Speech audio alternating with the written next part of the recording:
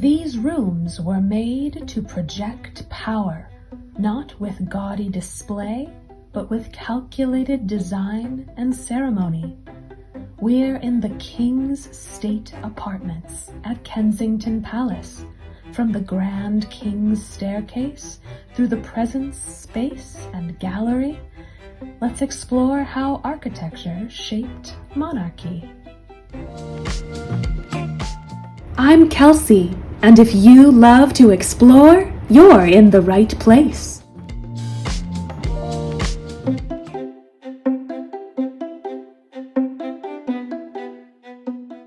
The King's State Apartments were designed to impress, built for William III, adapted by George I and George II.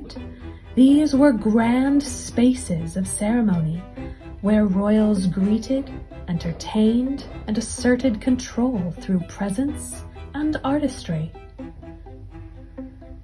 We begin on the King's Staircase, designed by William Kent in 1726.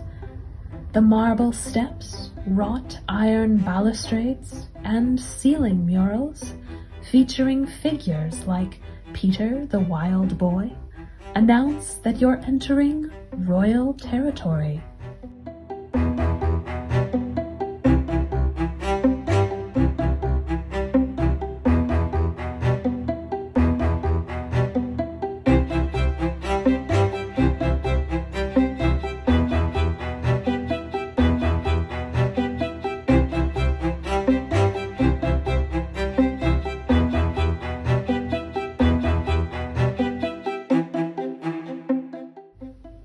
The Presence Chamber. At the top of the staircase is the Presence Chamber, the room where visitors would first encounter the king. Even if the king wasn't here, the throne-like chair you see positioned on this raised platform beneath a canopy acted as a stand-in for royal authority. This was the ultimate symbol of power. You bowed to the empty chair as if the king were sitting there.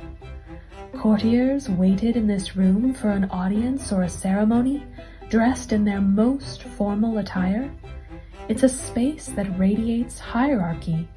Everything from the arrangement of furniture to the tapestries on the walls was designed to remind you of your place.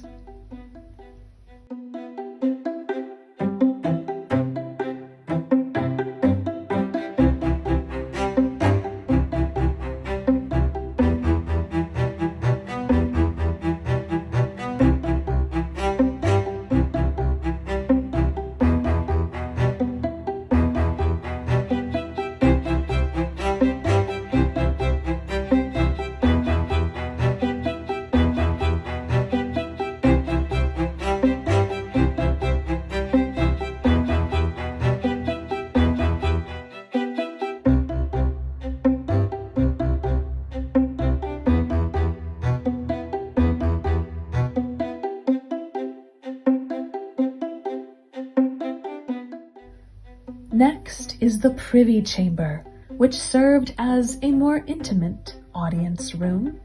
This space feels different, less ceremonial, more like a grand living room, but don't be fooled. It was still part of the king's public image. Here, trusted courtiers would approach the king for closer conversation, but still under the watchful eye of others.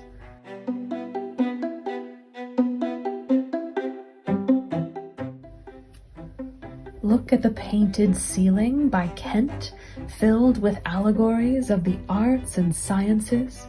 This wasn't just decoration, it was propaganda, telling the world that Britain was a center of culture and intellect under the king's rule.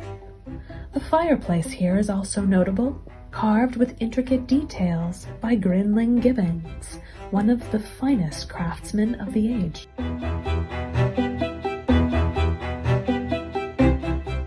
From there, we step into the cupola room, sometimes called the music room. This is one of the most beautiful and antique rooms in the palace. It's octagonal, with walls lined in dark wood and gilded moldings, and above is a domed ceiling painted with rich blues and golds.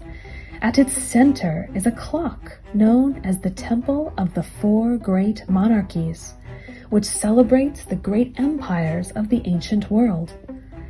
This room was often used for music and entertainment, but its real function was to awe visitors with its intricate craftsmanship and symmetry.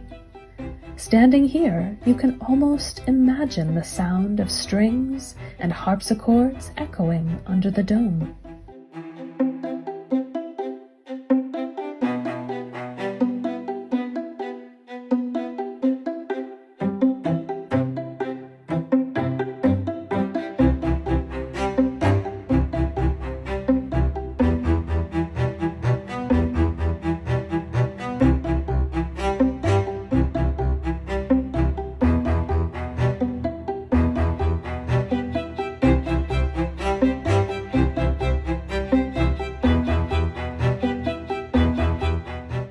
Next, we enter the king's drawing room, one of the most important social spaces of the palace. After formal ceremonies, courtiers would gather here to play cards, gossip, and forge political alliances. This room tells a fascinating story about Queen Caroline, the wife of George II. She disliked a ceiling painting here depicting Venus and Cupid, thinking it was too indecent, so she had it removed while the king was away. When George returned, he promptly had it reinstated. These little domestic power struggles add a human touch to these otherwise grand spaces. The room is also decorated with portraits of key figures, all carefully chosen to reinforce the king's image as a powerful and cultured ruler.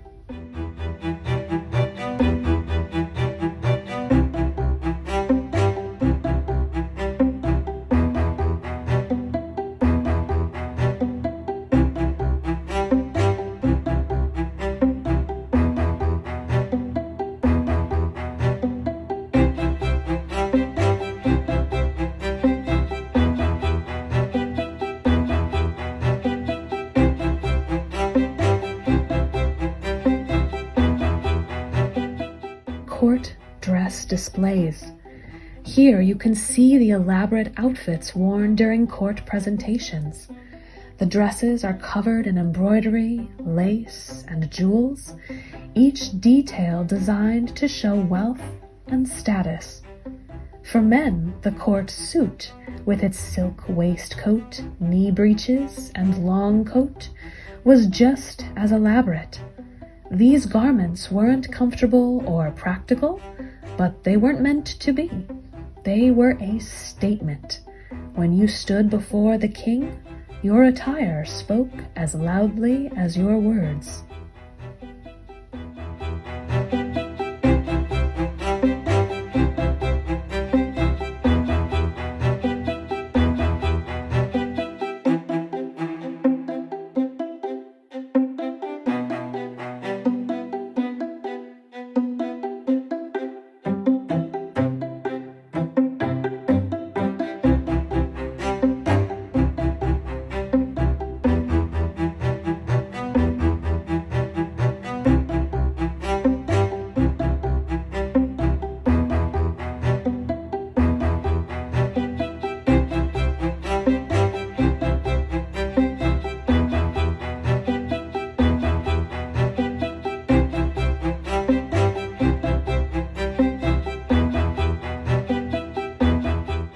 Now we step into Queen Caroline's closet, a surprisingly small and personal room tucked among the king's apartments.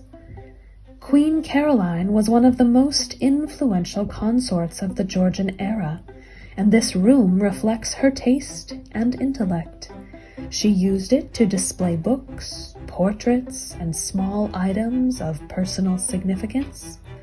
Standing here, you get a sense of how power operated not just through grand halls, but also through private spaces like this, where decisions and discussions could happen out of the public eye.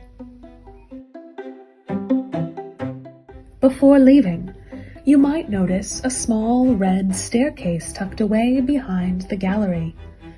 This was used by staff and for private movement between floors. It's a reminder that while the state apartments were all about public performance, the palace also had a hidden practical side.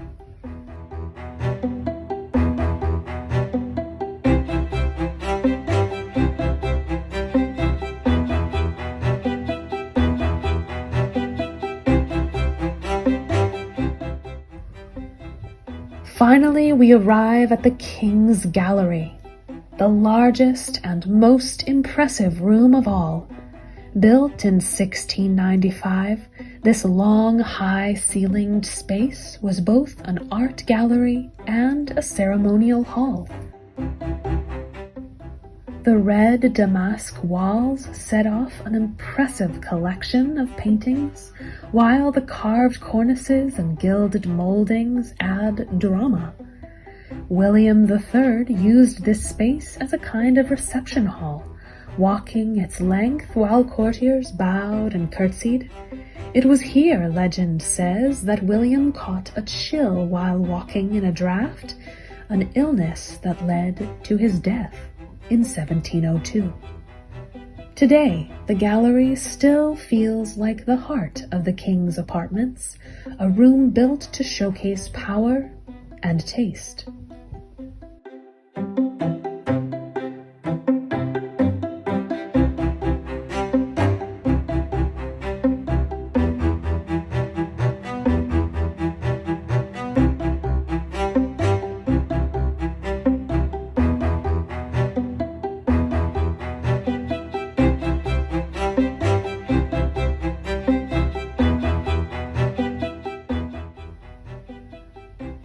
As we descend the King's Staircase once more, it's easy to imagine the hum of voices, the rustle of silk gowns, and the quiet tension of life at court. These rooms weren't just places to live. They were stages where every gesture, every decoration, and every room told a story of power. If you enjoyed this walk through Kensington's royal world, join me for the next journey into history. Which room is your favorite? Let me know in the comments, and don't forget to like and subscribe. Thank you for watching.